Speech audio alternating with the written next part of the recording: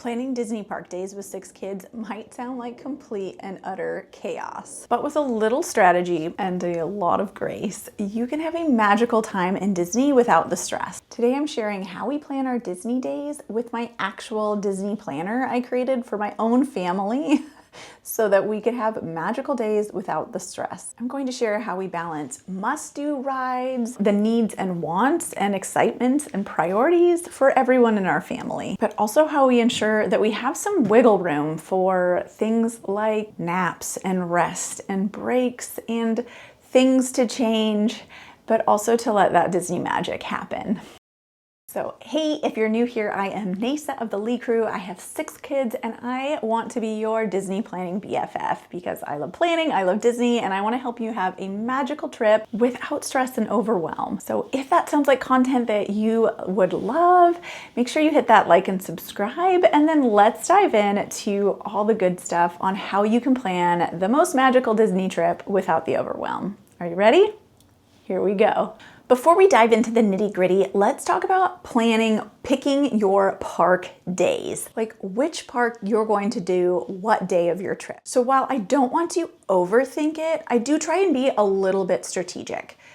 For my family, Animal Kingdom and Epcot are a little less chaotic, crazy, heavy days than Hollywood Studios and Magic Kingdom. So I try and break up the trip by not having Magic Kingdom, Hollywood Studios, Magic Kingdom, Animal Kingdom. Like I try and break it up that way, thinking about which parks would be a little bit heavier on the walking and exhaustion levels. We're not just running on empty through our entire trip. So Magic Kingdom and Hollywood Studios, I might schedule one of them earlier in the trip and then do Epcot or Animal Kingdom, a rest day and Hollywood, like the other park at the end, if I only am going to each park one time.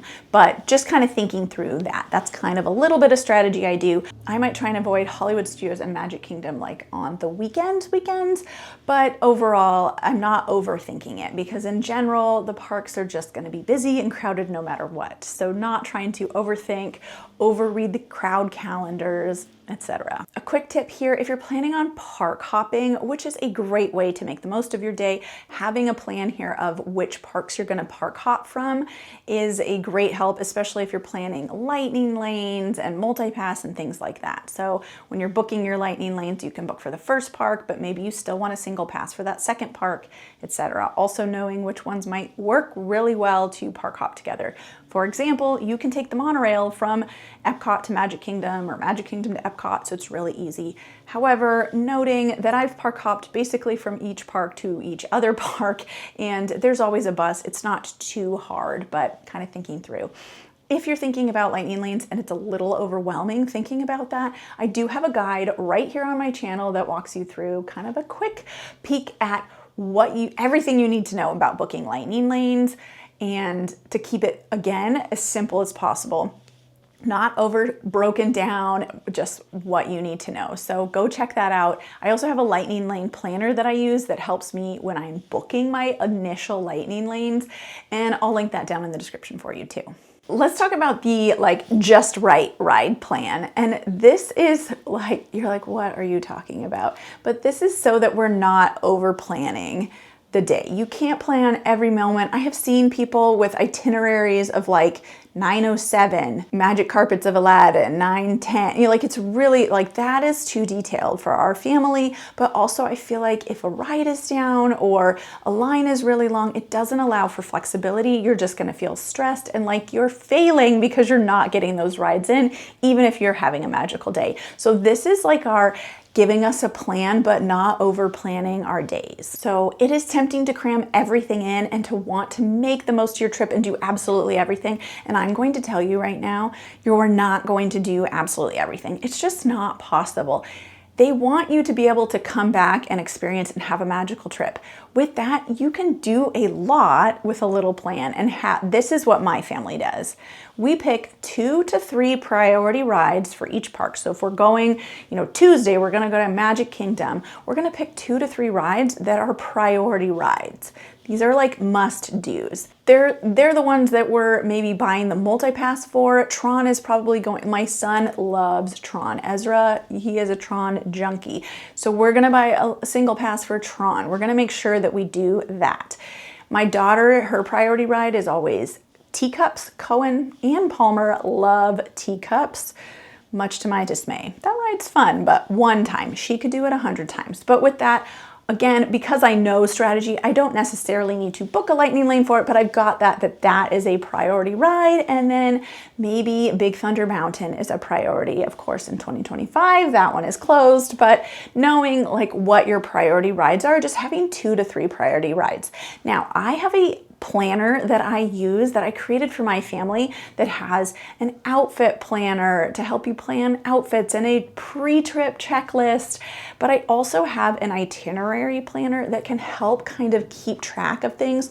Again, so it's not overscheduled, but just helping me map out my days beforehand so I know, okay, these are our priorities. So we're picking 2 to 3 ride priorities. The next thing on there is I'm going to pick maybe 1 show, maybe 2, but usually 1. We're gonna pick 1 show that might be a priority. Maybe that's the Country Bear Jamboree at Magic Kingdom. That's the 1 show that we wanna see.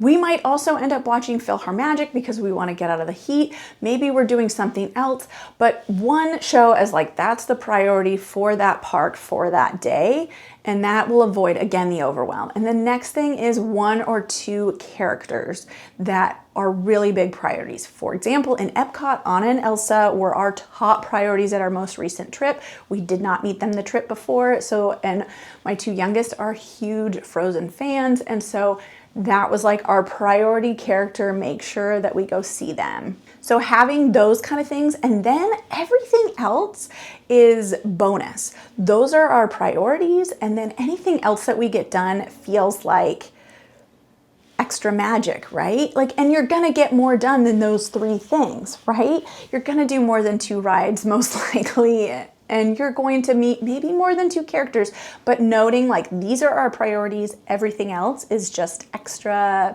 pixie dust. So trust me, I've tried thinking through spreadsheets or having a list of absolutely every single ride and if we want to ride it or not, but it just left everyone feeling overwhelmed or like we were just spending the whole time racing from ride to ride and missing out on the other moments in the park.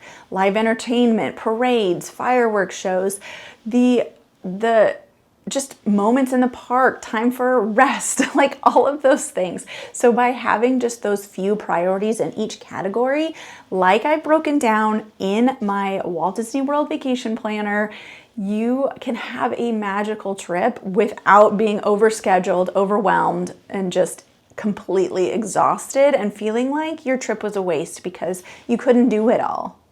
Reminder, you're not going to do it all, especially if you're a large group like me, like my family. We are a crew. We're a party of 8, often 9 or 10 because grandparents or aunts and uncles come.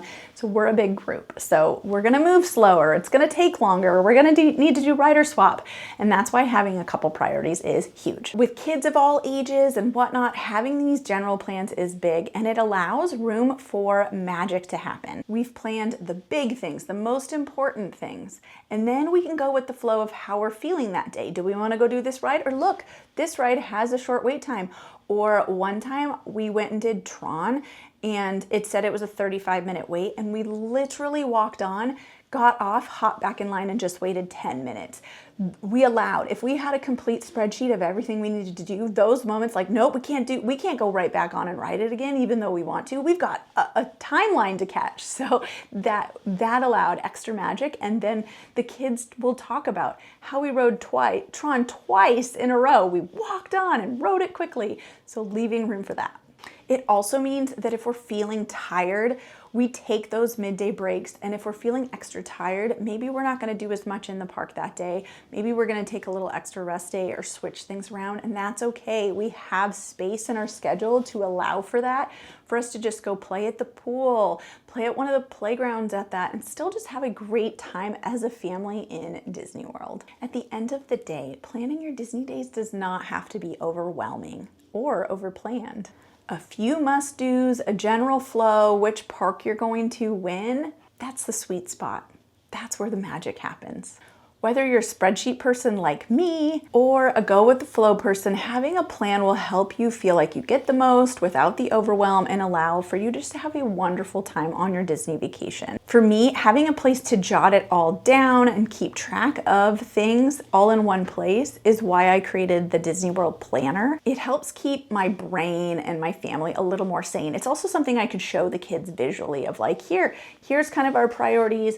We can work on it together. Here's our checklist of where we're at on that one. And if you want to check out my Walt Disney World Planner, I'll link it in the description so you can go grab it for your family to help make that planning just a little bit easier. But even if you like just like Post-it notes or using the Notes app on your phone, having a little light plan goes a long way. If you found this video helpful, please give it a like and a subscribe. I have got more videos on the channel to help you, from everything you need to know about dining to how my family saved tons of money and stayed deluxe on Disney property. It's all on the channel. Hit that subscribe, go check out more videos on my channel like this one coming up next.